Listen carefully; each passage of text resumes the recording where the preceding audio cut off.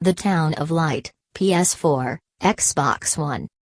The plot, which revolves around a young girl called Renée and her incarceration in a psychiatric hospital, isn't the most original of ideas on paper, but it evolves into something much darker. Institutionalized child abuse isn't the sort of subject matter games often tackle, nor is it one to be taken lightly. But as the medical staff around Renée begin to pick her apart by inches, and as she screams for them to stop, it's clear that the Town of Light isn't interested in horror trivialities.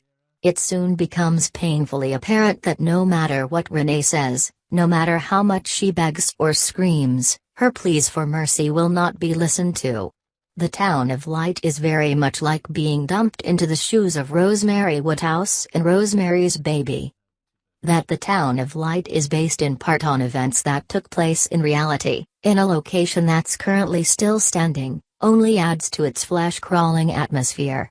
The location in question is the Ospedale Psichiatrico di Volterra psychiatric hospital in Tuscany, the ruins of which stand not too far away from the headquarters of the game's developer, LKA.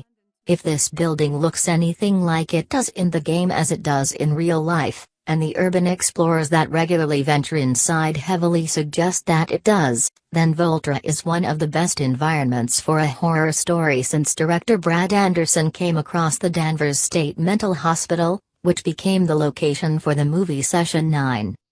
Volterra is a crumbling ruin, filled with rusted iron railings, cracked paint, and dank rooms linked together by the longest and darkest of dusty corridors.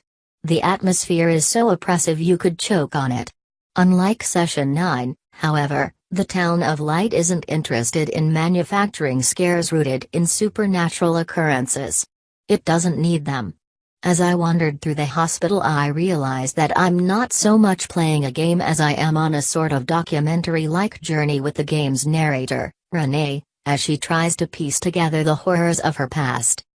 The Town of Light is an admirable exploration of mental health issues, and a disturbing horror experience to boot. Just don't expect to solve any puzzles or shoot things in the face with a shotgun.